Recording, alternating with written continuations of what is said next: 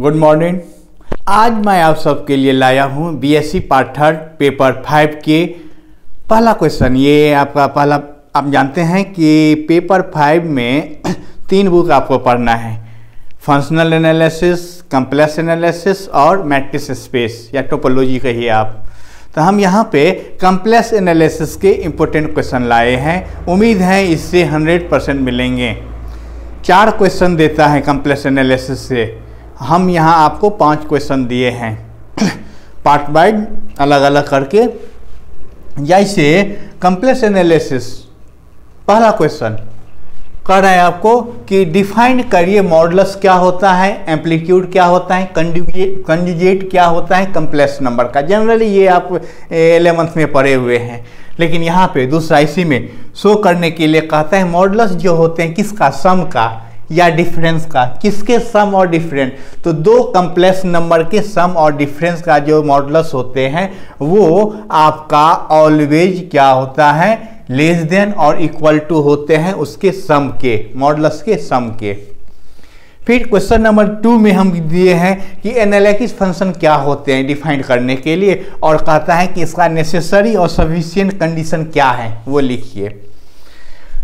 दूसरा कह रहा है कि दिखाइए कि फंक्शन जो है एफ जेड, ये एस वाई प्लस आई वाई, ये क्या है, हमेशा कॉन्टिन्यूस होते हैं लेकिन एनालिसिस नहीं होते हैं। ये हम 2 क्वेश्चन दिए हैं। फिर क्वेश्चन नंबर 2 का ही तीसरा क्वेश्चन वो इस प्रकार है। देखिए क्वेश्चन नंबर 2 का तीसरा कह रहे हैं दिखाइए कि फंक्शन जो ये एफ जेड दिया है रूट मॉड एस वाई, ये आपका एनालिसिस नहीं है। कहाँ पर? ओरिजिन पॉइंट पे। वहीं पे ये कॉची रीमान इक्वेशन जो सेटिस्फाई कर रहा है, उसी पॉइंट पे ये कॉची रीमान इक्वेशन को सेटिस्फाई करता है, लेकिन ये फंक्शन एनालिसिस नहीं है। फिर आगे क्वेश्चन नंबर 3 में कहता है डिफाइन करिए बाइलिनियर ट्रांसफॉर्मेशन क्या होते हैं। बाइलिनियर ट्रांसफॉर्मेशन क्या होते हैं इसको डिफाइन करने के लिए, और कहते हैं प्रूव करिए कि रिजल्टेंट जो होते हैं, रिजल्टेंट 2 बाइलिनियर ट्रांसफॉर्मेशन का रिजल्टेंट भी क्या होता है, बाइलिनियर ट्रांसफॉर्मेशन। ये कह रहा है आपको। फिर क्वेश्चन नंबर 3 का ही दूसरा कहता है कि क्रॉस रेशियो क्या है, और दिखाइए कि क्रॉस रेशियो जो होते हैं 4 पॉइंट का वो इनवेरिएंट है किसके रेस्पेक्ट में, तो अंदर ए बाइलिनियर ट्रांसफॉर्मेशन।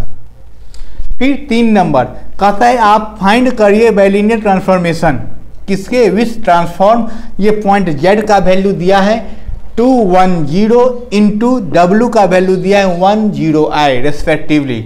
ये 3 क्वेश्चन हम दिए हैं आपको क्वेश्चन नंबर 3 में। क्वेश्चन नंबर 4 में हमने 3 क्वेश्चन दिया है। पहला कह रहा है कि हार्मोनिक फंक्शन क्या है, हार्मोनिक फंक्शन क्या है।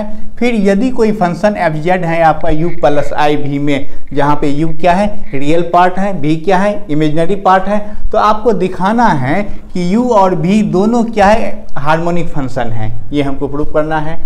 क्वेश्चन नंबर 2 में कहता है कि ये फंक्शन दिया है u equal to half log s square plus y square, ये फंक्शन क्या है, हार्मोनिक फंक्शन है। ये हमको प्रूव करना है।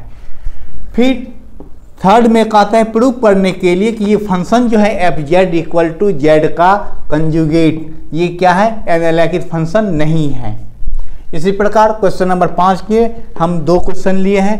पहला क्वेश्चन कहता है कि कंडीशन निकालिए जब 4 पॉइंट क्या हो, एक ही साइक्लिक पे हो, एक ही सर्कल पे हो, उस समय क्या कंडीशन होगा।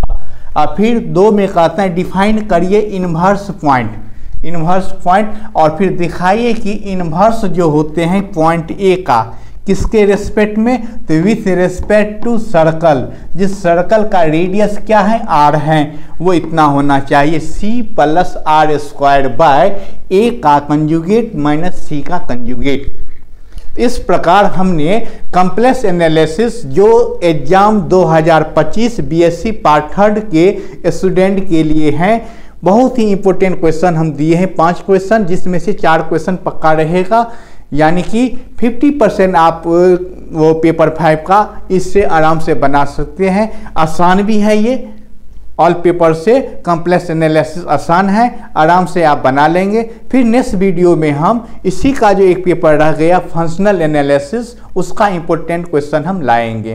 तब तक के लिए आप सभी को बेस्ट ऑफ लक, बाय।